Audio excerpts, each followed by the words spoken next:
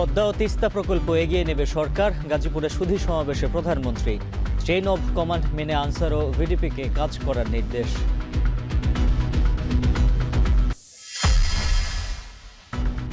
যারা ধর্মের নামে মিথ্যা বলে তাদের কখনোই ক্ষমতায় আনবে না জনগণ, বললেন মির্জা ফখরুল। জুলাই সনদ নিয়ে বিএনপির বিরুদ্ধে অপপ্রচারের অভিযোগ। বিদ্যুতের দাম 21% বাড়ানোর প্রস্তাব বিএআরসির গণশুনানিতে। গ্যাসের উৎপাদন বাড়াতে কামতা, তিতাস সহ 4টি কূপ খনন। জাতীয় গ্রিডে 55 মিলিয়ন ঘনফুট গ্যাস সরবরাহের আশা।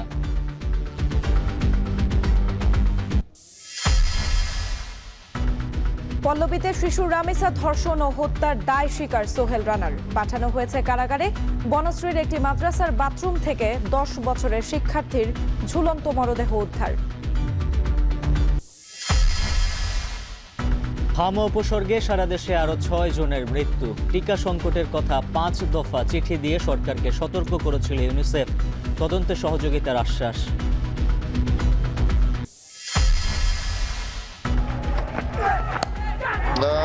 Zaghi has gone straight to hand. They are falling apart. He has not been able to make it to the 100. এবং পাকিস্তানকে 78 রানে হারিয়ে 2-0-তে হোয়াইট ওয়াশ করল বাংলাদেশ। তাইসুলের ফাইফারে বাবর আজমদের বিপক্ষে টানা দ্বিতীয় সিরিজ জয়। টেস্ট চ্যাম্পিয়নশিপের র্যাঙ্কিংয়ে 5-এ টাইগাররা।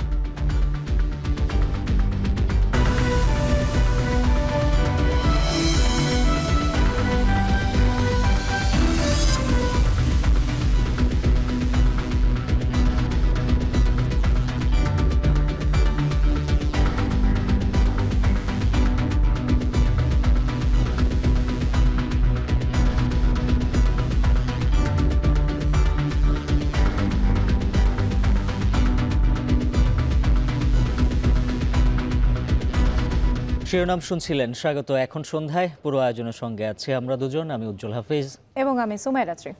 শুধু পদ্মা ব্যারাজ নয়, এর পাশাপাশি তিস্তা মহাপরিকল্পনার কাজ শুরু করবে বর্তমান সরকার। বুধবার বিকেলে গাজীপুরে এক সুধী সমাবেশে এই ঘোষণা দেন প্রধানমন্ত্রী তারেক রহমান। বলেন, অনেকেই বড় বড় কথা বললেও বিএনপির জনগণকে দেয়া প্রতিশ্রুতি বাস্তবায়নে কাজ করছে বর্তমান সরকার। তিনি আরো বলেন, প্রাকৃতিক দুর্যোগের কারণে ক্ষয়ক্ষতি কমাতে একটি কার্যকর ব্যবস্থা গড়ে তুলতেও কাজ করছে সরকার। বাকিটা জানাচ্ছেন সাব্বির রোজ। বিশ্বব্যাপী প্রাকৃতিক দুর্যোগের প্রায় 45% এশিয়া প্যাসিফিক অঞ্চলে ঘটে। এর মধ্যে বাংলাদেশ সপ্তম এবং সর্বাধিক দুর্যোগপ্রবণ দেশ হিসেবে চিহ্নিত। এর সাথে জলবায়ু পরিবর্তনজনিত দুর্যোগের কারণে বাংলাদেশ প্রতিনিয়তই বড় ধরনের চ্যালেঞ্জের মুখোমুখি হচ্ছে। এমন পরিস্থিতিতে দুর্যোগ মোকাবিলায় পূর্ব প্রস্তুতি সহ ক্ষয়ক্ষতি লাঘব করা, ক্ষতিগ্রস্ত জনগোষ্ঠীর জন্য জরুরি সহায়তা প্রদান, পুনরুদ্ধার ও পুনর্বাসন কার্যক্রমকে দক্ষতার সাথে করতে দেশে প্রথমবারের মতো নির্মাণ করা হচ্ছে জাতীয় দুর্যোগ ব্যবস্থাপনা ও প্রশিক্ষণ ইনস্টিটিউট। বুধবার দুপুরে গাজীপুরে ইনস্টিটিউটটির ভিত্তিপ্রস্তর স্থাপন করেন প্রধানমন্ত্রী তারেক রহমান। আয়োজিত সুধী সমাবেশে প্রধানমন্ত্রী বলেন, সীমান্তের উপরে ব্যারেজ নির্মাণের ফলে দেশের দক্ষিণ পশ্চিমাঞ্চলের শুষ্ক মৌসুমে পানির সংকট দেখা দিচ্ছে। এই সংকট লাঘবে পদ্মা ব্যারেজের পাশাপাশি তিস্তা প্রকল্পের কাজ শুরু করার প্রতিশ্রুতি দেন প্রধানমন্ত্রী। এই বিএনপি সরকার পদ্মা ব্যারেজের কাজেও হাত দেবে, ইনশাআল্লাহ তিস্তা ব্যারেজের কাজে হাত দেবে। যারা বিভিন্ন বড় বড় কথা বলছে তাদের দেশে পরিষ্কারভাবে বলতে চাই, এই যে আজকে এখানে দুর্যোগ মন্ত্রী বসে আছেন, এই লোকটার নেতৃত্বে তিস্তায় বিএনপি কর্মসূচি পালন করেছে, যা বাংলাদেশে অন্য কোনো রাজনৈতিক দল করে না। তারা হয়তো বড় বড় কথা বলেছে, গরম গরম কথা বলেছে, কিন্তু কাজ যদি কেউ করে থাকে, ডেলিভারি যদি কেউ করে থাকে, পরিস্থিতি যদি কেউ তৈরি করে থাকে, সেটা বিএনপি করেছে। ইনশাআল্লাহ বিএনপি সেটা করবে। অনেকেই বড় বড় কথা বললেও বিএনপি সরকার জনগণের কাছে দেয়া প্রতিশ্রুতি বাস্তবায়নে কাজ করছে বলে জানান সরকার প্রধান। খাদ্য উৎপাদন আরও আমাদেরকে বাড়াতে হবে। কাজেই আমাদেরকে কোনোভাবেই ভূগর্ভস্থ পানি ব্যবহার করা বোধহয় আমাদের জন্য বিপদজনক হয়ে যাচ্ছে, এবং এটিও কিন্তু দুর্যোগের সাথে সম্পর্কিত। যেভাবেই হোক আমাদেরকে খাল খনন কর্মসূচি শুরু করতে হবে। এদিন সকালে গাজীপুরের কালিয়াকৈরে আনসার ভিডিপি একাডেমির 46তম জাতীয় সমাবেশে যোগ দিতে প্যারেড গ্রাউন্ডে পৌঁছান প্রধানমন্ত্রী তারেক রহমান। বক্তব্যে প্রধানমন্ত্রী বলেন, আনসার ও ভিডিপি ভবিষ্যতে প্রযুক্তি নির্ভর মানবিক বাহিনীতে পরিণত হবে। তবে আনসার সদস্যদের চেইন অব কমান্ড মেনে দায়িত্ব পালনের নির্দেশ দেন প্রধানমন্ত্রী। আমি দৃঢ়ভাবে বিশ্বাস করি আপনাদের নিষ্ঠা, শৃঙ্খলা, পেশাদারিত্ব এবং গভীর দেশপ্রেমের মাধ্যমে বাংলাদেশ আনসার ও গ্রাম প্রতিরক্ষা বাহিনী ভবিষ্যতে প্রযুক্তি নির্ভর মানবিক সামাজিক বাহিনী হিসাবে ইনশাল্লাহ আত্মপ্রকাশ করবে। এ সময় প্রধানমন্ত্রী সাহসিকতা ও সেবামূলক কাজের স্বীকৃতি স্বরূপ আনসার ও গ্রাম প্রতিরক্ষা বাহিনীর সদস্যদের হাতে পদক তুলে দেন। সাব্বির রোজ, এখন গাজীপুর। বিদ্যুতের দাম 21 থেকে 29% পর্যন্ত বাড়ানোর প্রস্তাব দিয়েছে পিডিবি। রাজধানীর কৃষিবিদ ইনস্টিটিউট মিলনায়তনে গণশুনানির প্রথম দিনে বিদ্যুতের দাম বাড়ানোর বিষয়ে পক্ষে বিপক্ষে চলে যুক্তি উপস্থাপন। মধ্যপ্রাচ্য যুদ্ধের জেরে চলতি অর্থবছর ঘাটতির পরিমাণ 63,000 কোটিতে দাঁড়াতে পারে বলেও আশঙ্কা করা হয়। তবে প্রতি ইউনিটে 1.5 টাকা বাড়ালে ঘাটতি কমবে 16,500 কোটি টাকার বেশি। বিস্তারিত প্রতিবেদনে। জ্বালানি তেল ও এলপি গ্যাসের পর এবার বিদ্যুতের দাম সমন্বয়ের প্রক্রিয়া শুরু হয়েছে। সে লক্ষ্যে বাংলাদেশ রেগুলেটরি কমিশন বিইআরসির উদ্যোগে শুরু হয়েছে 2 দিনের গণশুনানি। বিদ্যুৎ ব্যবহার করে সেটার একটা তথ্য আমরা দেখেছি। রাজধানীর কৃষিবিদ ইনস্টিটিউট মিলনায়তনে বুধবার গণশুনানির প্রথম দিনে বিদ্যুতের পাইকারি, সঞ্চালন ও খুচরা মূল্যহার পুনর্নির্ধারণ গণশুনানিতে পক্ষে বিপক্ষে চলে যুক্তি উপস্থাপন।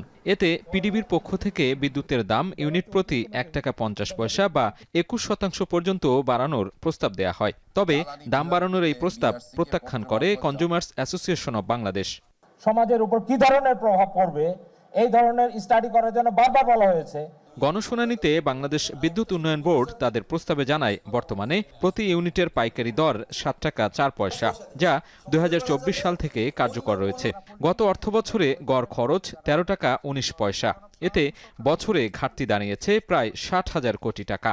গণশুনানি দিনে দিনে প্রহসনে পরিণত। এ সময় মধ্যপ্রাচ্য যুদ্ধের জেরে চলতি অর্থবছর ঘাটতির পরিমাণ 63,000 কোটিতে দাঁড়াতে পারে বলেও আশঙ্কা করা হয়। তাদের মতে ইউনিট প্রতি 1 টাকা 20 পয়সা দাম বাড়ালে ঘাটতি কমতে পারে 13,298 কোটি, আর 1 টাকা 50 পয়সা হারে দর বাড়ালে ঘাটতি কমবে 16,500 কোটি টাকার বেশি। কমিশন আশা করে সংশ্লিষ্ট সকল পক্ষই ধৈর্য ও সহনশীলতার মাধ্যমে গণশুনানিতে সক্রিয়ভাবে অংশগ্রহণ করবেন এবং একটি সফল ও কার্যকর গণশুনানি পরিচালনায় কমিশনকে আন্তরিকভাবে সহযোগিতা করবেন। প্রায় 3 গুণ আমাদের এই গ্যাসের মূল্য বৃদ্ধি পেয়েছে, কিন্তু তার সাথে সামঞ্জস্য রেখে আমরা কিন্তু বিদ্যুতের রেট যে পর্যায়ক্রমে এর সাথে যেটা অ্যাডজাস্টমেন্ট হওয়ার কথা ছিল এটা কিন্তু আমরা করতে পারি নাই। শুনানিতে অংশ নিয়ে ক্যাবের প্রতিনিধিরা বলেন, সাধারণ মানুষের কথা না ভেবে দাম বাড়ালে বিইআরসি গণশত্রুতে পরিণত হবে। এ সময় দাম বাড়ানোর প্রস্তাবকে অযৌক্তিক বলেও মন্তব্য করেন ভোক্তা অধিকার, ব্যবসায়ী সহ বিভিন্ন শ্রেণী পেশার মানুষ। 11 বছর পরেও কিন্তু আমার মার্জিন একই, কিন্তু এর মাঝখানে কতবার বিদ্যুতের দাম বেড়েছে সেটা নিশ্চয়ই আপনারা ভালো জানেন আমার চেয়ে, কিন্তু সেটা অ্যাডজাস্টমেন্ট কিভাবে হবে? জনজীবনে নেতিবাচক প্রভাব সহ শিল্প কারখানার ব্যয় কমাতে বিদ্যুতের দাম বাড়ানোর সিদ্ধান্ত প্রত্যাহার করার সুপারিশ করেন অংশীজনরা। সেই সাথে ভর্তুকি বাড়িয়ে বিদ্যুৎ খাতকে সেবা খাতে রূপান্তরিত করার সুপারিশ করেন তারা। আজকে যদি বিদ্যুতের দাম বাড়ে তাহলে তার এফেক্ট এটা আমরা সবাই জানি। আপনারা এক লাইনে যতই বলেন অর্থের উন্নতি বা অর্থনৈতিক, সেটা না, আমাদের শিল্প কলকারখানা থেকে শুরু করে জিনিসপত্রের দাম বাড়বে, ভয়াবহ অবস্থা হবে। এদিকে বৃহস্পতিবার শুনানির দ্বিতীয় দিনে গ্রাহক পর্যায়ে বিদ্যুতের দাম সমন্বয়ের আবেদনের ওপর শুনানি হওয়ার কথা রয়েছে। সাজিদ আরাফাত, এখন ঢাকা। গ্যাস সংকটে বন্ধ থাকা শিল্প কারখানা আবার চালু করা সম্ভব হবে বলে জানিয়েছেন জ্বালানি প্রতিমন্ত্রী অনিন্দ ইসলাম অমিত। দুপুরে গাজীপুরের কালীগঞ্জ উপজেলার উলুখোলায় কামতা গ্যাস ফিল্টার কূপ খনন কার্যক্রম উদ্বোধন করেন প্রতিমন্ত্রী। এ সময় তিনি বলেন, আমদানি নির্ভরতা কমাতে কালীগঞ্জের কামতা 2 এবং তিতাসের 3টি সহ মোট 4টি কূপের খনন শুরু হয়েছে।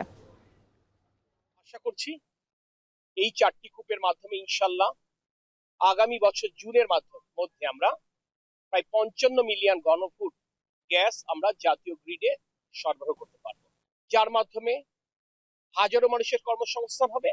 অপরদিকে জ্বালানি আমদানি করতে যে বৈদেশিক মুদ্রার উপর যে চাপ তৈরি হচ্ছে সেই চাপটাও ইনশাল্লাহ কমে আসবে। কোরবানির ঈদকে সামনে রেখে ময়মনসিংহের পশুর হাটগুলোতে জমে উঠেছে বেচাকেনা। তবে বড় গরুর বাজারে কিছুটা ধীর গতি থাকলেও ছোট ও মাঝারি দেশি জাতের গরুর চাহিদা বেশি দেখা যাচ্ছে। খামারিরা বলছেন, পশু খাদ্যের দাম বাড়ায় বড় গরু নিয়ে লোকসানের শঙ্কায় আছেন তারা। বিস্তারিত জানাচ্ছেন ইমতিয়াজ আহমেদ, ছবি তুলেছেন জাহাঙ্গীর আকন্দ। ময়মনসিংহের মুক্তাগাছার আইমন নদীর পারে শতবর্ষী ত্রিমোহনী নতুন বাজার গরুর হাট। কোরবানির ঈদকে সামনে রেখে ইতিমধ্যেই জমে উঠেছে পশুর হাট। জেলার বিভিন্ন উপজেলা থেকে খামারি ও গেরস্থরা ভটভটি, নসিমন আর পিকআপ ভ্যানে করে গরু নিয়ে আসছেন হাটে। দিনের শুরুতে বেচাবিক্রি কিছুটা কম থাকলেও বিকেল বাড়ার সঙ্গে সঙ্গে বাড়ছে ক্রেতা বিক্রেতার ভিড়। তবে বড় ষাঁড়গরু নিয়ে বিপাকে পড়েছেন খামারিরা। তাদের অভিযোগ, খড়, ভুসি ও গোখাদ্যের দাম বাড়লেও সেই তুলনায় দাম মিলছে না হাটে। অনেক ক্রেতাই চাহিদার অর্ধেক দাম বলেই চলে যাচ্ছেন।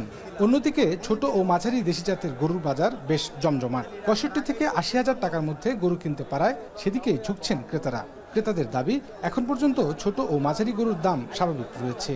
আমি একটু বেশি লাগে সরা 20,000 টাকা ডিফারেন্স আছে। যারা গরু আনে ক্রেতা বিক্রেতা গরু বেচা কিনা দালালের কাছে পড়তে হয় না, নিজেরাই বেচা কিনা করা যায়। শতবর্ষী এই হাটে শুধু ময়মনসিংহ নয়, কিশোরগঞ্জ, সুনামগঞ্জ, রাজশাহী, রংপুর থেকেও আসছেন পাইকাররা। হাট কর্তৃপক্ষ বলছেন প্রতি হাটে প্রায় 4 থেকে 5 কোটি টাকার পশু বিক্রি হয় এখানে। জালনোট শনাক্তে ব্যাংকের প্রতিনিধি, অসুস্থ পশু শনাক্তে ভেটেরিনারি মেডিকেল টিম এবং আইনশৃঙ্খলা বাহিনীর পাশাপাশি কাজ করছে স্বেচ্ছাসেবীরাও। হাট বাজারে গরু বাঁধার জন্য পর্যাপ্ত পরিমাণ বাস আছে এবং প্রাণী সম্পদের লোক আছে যারা গরু চেক করতেছে কোনো অসুস্থ কিনা। সোনালী ব্যাংক আছে জাল টাকা শনাক্তকরণের জন্য। পাশাপাশি আমরা ইজারাদার ভলান্টিয়ার নিয়োগ করছি রাস্তাঘাট ক্লিয়ার রাখার জন্য। আমরা বিভিন্ন পরামর্শ দিই যে কিভাবে গরুগুলো সুস্থ থাকে অথবা ছায়াযুক্ত স্থানে রাখার জন্য। এবং এই যে বাজার কমিটি যারা আছেন ওনারা অনেক সুন্দর করে এখানে একটা ছাউনি তৈরি করছে, ওইখানে পাঠানো হচ্ছে। জেলা প্রাণী সম্পদ বিভাগের তথ্য অনুযায়ী এবার ময়মনসিংহ জেলায় কোরবানির জন্য প্রস্তুত রয়েছে প্রায় 2,20,000 পশু, যেখানে জেলার চাহিদা প্রায় 1,80,000। জেলার স্থায়ী 70টি পশুর হাটের পাশাপাশি কাজ করছে 65টি মেডিকেল টিম। ইমতিয়াজ আহমেদ, এখন, ময়মনসিংহ। কোরবানির ঈদ সামনে রেখে পশুর হাট, সড়ক ও নগর জুড়ে নিরাপত্তা নিশ্চিতে সর্বোচ্চ প্রস্তুতির কথা জানিয়েছে ঢাকা মহানগর পুলিশ। একই সঙ্গে চাঁদাবাজি, অতিরিক্ত ভাড়া আদায় ও যাত্রী হয়রানির বিরুদ্ধে কঠোর অবস্থানের হুঁশিয়ারি দিয়েছেন ডিএমপির নবনিযুক্ত কমিশনার মোসলেহ উদ্দিন আহমেদ। ঈদের সময় বড় অঙ্কের অর্থ লেনদেনের ক্ষেত্রে জনগণকে পুলিশের সহায়তা নেওয়ারও পরামর্শ দেন তিনি। আসন্ন ঈদুল আজহার কোরবানির পশুর হাট, ঈদ জামাত, শপিং মল এবং আবাসিক এলাকার নিরাপত্তা আমাদের কাছে সর্বোচ্চ অগ্রাধিকার। ঘরমুখী মানুষের নিরাপদ ও নিরবচ্ছিন্ন যাতায়াত নিশ্চিত করতে বাস টার্মিনাল, লঞ্চঘাট ও রেল স্টেশনে বিশেষ নিরাপত্তা ব্যবস্থা গ্রহণ করা হয়েছে। এই নগরীতে ছিনতাই, মাদকের বিস্তার, চাঁদাবাজ, কিশোর গ্যাংয়ের উৎপাত, অনলাইন জুয়া, সাইবার প্রতারণা, হ্যাকিংয়ের মতো অপরাধসমূহের বিরুদ্ধে গত 1 মে 2026 থেকে ডিএমপি বিশেষ অভিযান শুরু করেছে। রাজধানীর পল্লবীতে শিশু রামিসা ধর্ষণ ও হত্যার দায় স্বীকার করে জবানবন্দি দিয়েছে সোহেল রানা। এরপর তাকে কারাগারে পাঠানোর নির্দেশ দেয় আদালত। অন্যদিকে রাজধানীর বনশ্রীর একটি মাদ্রাসার টয়লেট থেকে 10 বছরের এক শিক্ষার্থীর ঝুলন্ত মরদেহ উদ্ধার করেছে পুলিশ। বিস্তারিত থাকছে প্রতিবেদনে। রাজধানীর পল্লবীতে 2য় শ্রেণীর শিক্ষার্থী শিশু রামিসা আক্তারের নৃশংস হত্যাকাণ্ডের ঘটনায় প্রধান আসামি সোহেল রানাকে গেল মঙ্গলবার রাতে নারায়ণগঞ্জের ফতুল্লা থেকে গ্রেপ্তার করে পুলিশ। এরপর বুধবার 10 দিনের রিমান্ড চেয়ে ঢাকা দায়রা জজ কোর্টে পাঠায় পুলিশ। তবে কোর্টে আসামি 164 ধারায় স্বীকারোক্তিমূলক জবানবন্দি দিলে ম্যাজিস্ট্রেট আমিনুল ইসলাম জোনায়েদের আদালত তাকে কারাগারে পাঠানোর নির্দেশ দেয়। পাশাপাশি সোহেল রানার স্ত্রী স্বপ্না আক্তারকেও কারাগারে পাঠানোর নির্দেশ দেওয়া হয়। দুইজনে, একজনে 164 প্রদান করে, স্বীকৃতিমূলক জবান প্রদান করে, আর অন্যজন সে করে নাই। তার দুজনকেই পরবর্তীতে বিজ্ঞ আদালত জবানবন্দি গ্রহণ করার পরে দুজনকেই সিডব্লিউ মূলে জেল হাজতে প্রেরণ করে। ঘটনাটি মর্মান্তিক উল্লেখ করে রাষ্ট্রপক্ষের আইনজীবী আরও বলেন, আসামিদের দ্রুত বিচার নিশ্চিতের প্রত্যাশা রয়েছে। এদিকে মঙ্গলবার দিবাগত রাতে বনশ্রী এলাকায় একটি মাদ্রাসার বাথরুম থেকে 10 বছরের এক শিক্ষার্থীর ঝুলন্ত মরদেহ উদ্ধার করেছে পুলিশ। মারা যাওয়া শিক্ষার্থীর নাম মোহাম্মদ আব্দুল্লাহ। ভালো ছিল, আমার সাথে কথা বললো, তো এছাড়া আমার কেন এ কাজ করলো আমি সেটা ভাবতেছিলাম। তো আসলে এর মধ্যে কতটুকু কি আছে সেটা আপনাদের কাছে আমি আপনাদের উপর নির্ভর করে ছেড়ে দিলাম। আপনারা এটা সঠিক তদন্তে আমার ছেলের বিচার করেন। যে আমাদের বাচ্চা এভাবে ফাঁসিতে ঝুলিয়ে ফাঁসিতে মারা গেছে, কিন্তু আমাদের কাছে বিষয়টি যেটা মনে হয়েছে যে এটা একটা ষড়যন্ত্রমূলক বা কোনো একটা ব্যাপার আছে, যেহেতু 10 বছরের বাচ্চা এই ধরনের একটা ডিসিশন নেবে, এটা আমাদের চিন্তা ভাবনায় আসছে না। সুরত হালে শরীরের স্পর্শকাতর অংশে আঘাতের চিহ্ন পাওয়া গেছে বলে জানায় পুলিশ। ময়নাতদন্তের পর জানা যাবে মৃত্যুর আসল কারণ।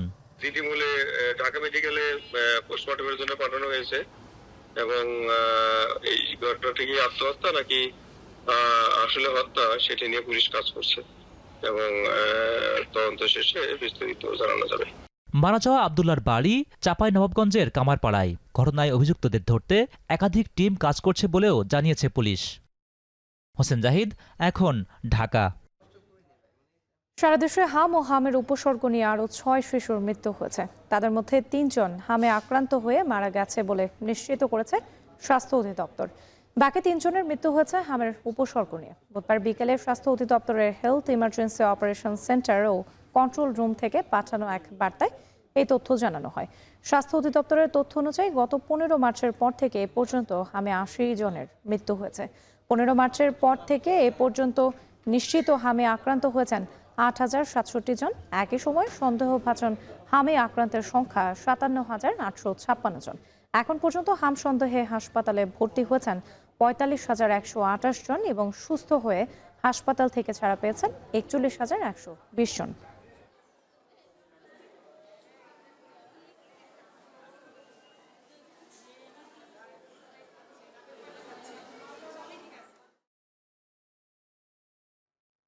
হাম সংক্রমণ ও টিকা নিয়ে ওঠা নানা প্রশ্ন সরকার তদন্ত করলেও চাইলে সহযোগিতা করবে ইউনিসেফ। সারা দেশে হামের প্রকোপ বৃদ্ধি ও ভ্যাকসিন ক্যাম্পেইন নিয়ে বুধবার সংবাদ সম্মেলনে এই কথা জানান ইউনিসেফের বাংলাদেশ প্রতিনিধি রানা ফ্লাওয়ার।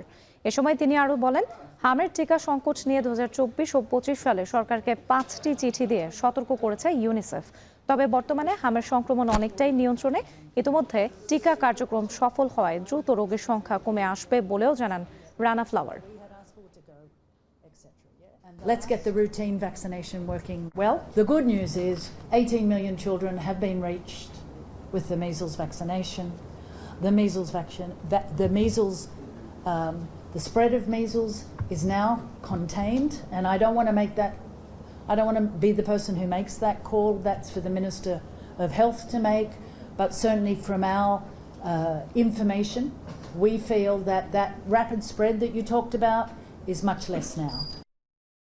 আওয়ামী লীগ সরকারের আমলে স্বাস্থ্য খাতে ব্যাপক লুটপাট হয়েছে, যার বিরুদ্ধে অন্তর্বর্তী সরকারও পদক্ষেপ নেয়নি বলে মন্তব্য করেছেন স্বাস্থ্যমন্ত্রী সর্দার সাখাওয়াত হোসেন। বিভিন্ন হাসপাতালে অনিয়ম ও সমস্যাগুলো দ্রুত সমাধানের চেষ্টা করা হচ্ছে বলেও জানান তিনি। সকালে খুলনা সদর ও খুলনা মেডিকেল কলেজ হাসপাতাল পরিদর্শন শেষে এসব কথা বলেন তিনি। গত 17টা বছর কিচ্ছু কি না হলে লুটপাট করা হয়েছে। Believe you me or not, you come, I would show you. Fascist সরকার এবং তত্ত্বাবধায়ক সরকার কোনো খেয়াল করেনি, একেবারে লুটপাট হয়েছে। আমরা ইনশাল্লাহ, আপনারা শুনেছেন এর মধ্যে 1% বাজেট বৃদ্ধি করা হয়েছে, বাজেট পাস হবে। আগামী অর্থ বছরে আমরা আমাদের এই সম্পদের ভিতর থেকে যতটুকুন পর্যন্ত সমৃদ্ধ করতে পারি, যত মেশিন দিতে পারি, এর ভিতরে আমরা ইনশাল্লাহ দিয়ে যাব। আর যা ক্ষতিগ্রস্ত হয়েছে খুব দেরি হবে না ইনশাল্লাহ। আগামীকালে মাননীয় প্রধানমন্ত্রীর সাথে কথা বলে এটা অতি শীঘ্র করার ব্যবস্থা নেব। এদেশের মানুষ কখনোই জামায়াতকে ক্ষমতায় আনবে না, কারণ 1971-এ স্বাধীনতার বিরুদ্ধে অবস্থান নিয়েছিল জামায়াত। এমন মন্তব্য করেছেন বিএনপি মহাসচিব ও স্থানীয় সরকার মন্ত্রী মির্জা ফখরুল ইসলাম আলমগীর। দুপুরে 1980 সাল থেকে বন্ধ থাকা ঠাকুরগাঁও বিমানবন্দরের পরিত্যক্ত রানওয়ে পরিদর্শন শেষে কথা বলেন তিনি। একই অনুষ্ঠানে আগামী 1 বছরের মধ্যে ঠাকুরগাঁও বিমানবন্দর চালুর প্রক্রিয়া শুরুর আশ্বাস দেন বেসামরিক বিমান পরিবহন ও পর্যটন মন্ত্রী। আরও জানাচ্ছেন মোকাররম হোসাইন। পরিত্যক্ত রানওয়ে, ভঙ্গুর ভবন আর আসবাবপত্রের ধ্বংসাবশেষ নিয়ে দাঁড়িয়ে আছে ঠাকুরগাঁও বিমানবন্দর। প্রথম দফায় পাক ভারত যুদ্ধের কারণে 1965 সালে ও দ্বিতীয় দফায় যাত্রী সংকটের কারণে 1980 সালে বন্ধ হয়ে যায় ঠাকুরগাঁওয়ের এই বিমানবন্দর। এরপর আর কখনোই আলো জ্বলেনি উপমহাদেশের এক সময়কার অন্যতম ব্যস্ততম এই বিমানবন্দরে। 550 একর জমি জুড়ে পরিত্যক্ত এয়ারপোর্টে এখন ফসলের মাঠ। তবে পুনরায় এই বিমানবন্দর চালু করতে উদ্যোগ নিচ্ছে সরকার। সম্ভাব্যত যাচাই তাই বেসামরিক বিমান পরিবহন মন্ত্রী, প্রতিমন্ত্রী ও স্থানীয় সরকার মন্ত্রীর যৌথ পরিদর্শন শেষে 1 বছরের মধ্যে বিমানবন্দর চালুর প্রক্রিয়া শুরুর আশ্বাস দেন বেসামরিক বিমান পরিবহন মন্ত্রী। জানান 2 বছরের মধ্যেই দৃশ্যমান হবে ঠাকুরগাঁও বিমানবন্দর। সবকিছুর একটা কার্যের পরিধি আছে, সেই পরিধিটা লম্বা সময়টাকে আমরা যত কম সময়ের মধ্যে এনে আপনাদের এই এয়ারপোর্ট চালু করার জন্য যা করার দরকার আমরা রাত দিন পরিশ্রম করে সেই কাজটা করব। একই অনুষ্ঠানে জুলাই সনদ নিয়ে মিথ্যাচারের অভিযোগ তুলে বিরোধী দলের কঠোর সমালোচনা করেন বিএনপি মহাসচিব ও স্থানীয় সরকার মন্ত্রী মির্জা ফখরুল ইসলাম আলমগীর। বলেন, কিছু দল আছে যারা মিথ্যা বলে অপপ্রচার করে বিএনপির বিরুদ্ধে মানুষকে ভুল বোঝাচ্ছে। দল আছে ধর্মের নামে রাজনীতি করে, কিছু কইলে খাই না বলে বা কয় নামটা জানেন তো দলটার, কয়েন থেকে কি দলটার নাম কি জোরে কইবা হবে। হ্যাঁ, খুব সুন্দর সুন্দর কথা বলবে, মিঠা মিঠা কথা, আর ধর্মের কথা বলবে আর মিথ্যা কথা বলবে। বক্তব্যে ঠাকুরগাঁওয়ে ব্যবসায়ীদের বাণিজ্য বিনিয়োগ বাড়ানোর আহ্বান জানিয়ে মির্জা ফখরুল বলেন, 1971 সালে জামায়াত স্বাধীনতার বিরুদ্ধে অবস্থান নিয়েছিল, তাই জামায়াতকে মানুষ কখনো এই দেশের ক্ষমতায় বসাবে না। মানুষ ভোট দিছে কেন কাটা করেন না কেন ভাই? হ্যালো, আসলে জামাত আসবে, জামাত ভবিষ্যতে আসবে মনে করেন?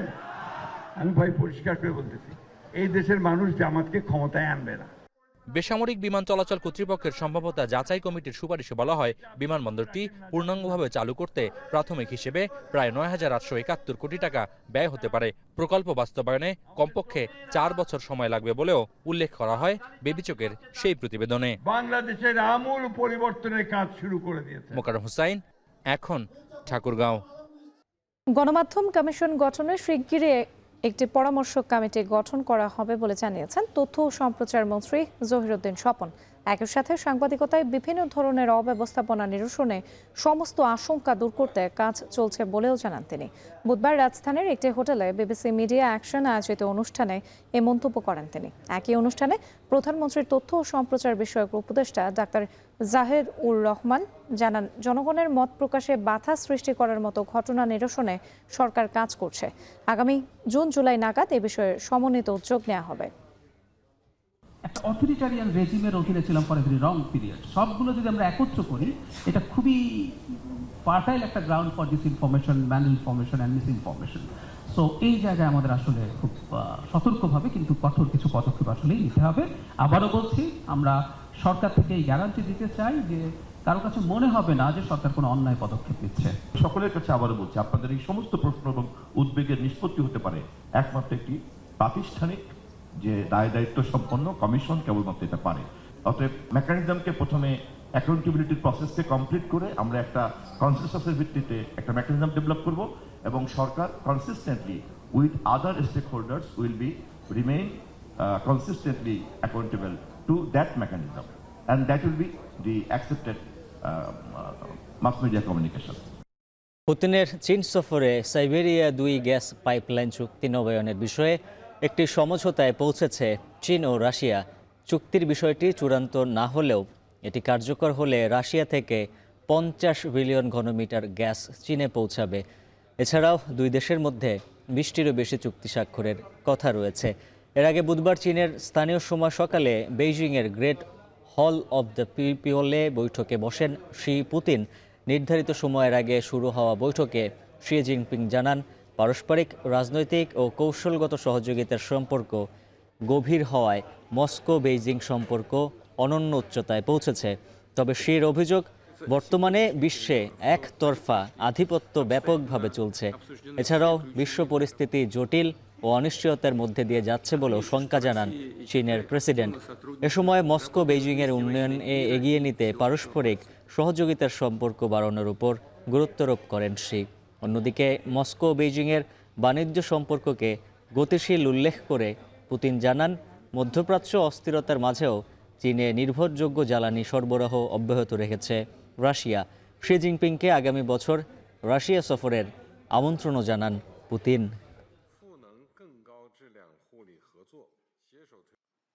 এবার খেলা প্রসঙ্গ। পাকিস্তানকে 2-0-তে সিরিজ হারিয়ে খোশ মেজাজে ক্যাপ্টেন শান্ত। সাংবাদিকদের সময় দিলেন প্রায় 20 মিনিট। কথা হলো এই ম্যাচের বিষয় আর ভবিষ্যৎ পরিকল্পনা নিয়ে। এদিন কথা বলেছেন সিনিয়র ক্রিকেটার আর লিটনের ইনিংস নিয়েও। বাকিটা জানাচ্ছেন মিনারুল ইসলাম। পাকিস্তানকে টানা দ্বিতীয়বার ধবল দুলাইয়ের পর যথারীতি গণমাধ্যমের সামনে হাজির টাইগার অধিনায়ক নাজমুল শান্ত। ঐতিহাসিক জয়ের পর বললেন, কেবল ব্যাটিং বোলিংয়েই নয় মানসিকতায়ও উন্নতি করেছে বাংলাদেশ। আগের টেস্ট ম্যাচগুলোর থেকে আস্তে আস্তে এখন ওই ইমোশনটাকে কন্ট্রোল করা, প্যানিক না করা, এই জিনিসটা একটু বেটার হয়েছে আমি বলবো। বাট এই জায়গাটাতে আরেকটু ইমপ্রুভমেন্টের দরকার আছে। বড় দলগুলো হয়তো আরও কাম থাকে। শান্তর কণ্ঠে সতীর্থদের নিয়েও স্বস্তি বাক্য ঝরেছে এদিন। বিশেষভাবে বললেন অভিজ্ঞ মুশফিকুর রহিমের কথা। ব্যাট হাতে দলকে বিপদ থেকে যেমন উদ্ধার করেছেন, তেমনি পরামর্শ দিয়েও সাহায্য করেছেন শান্তকে।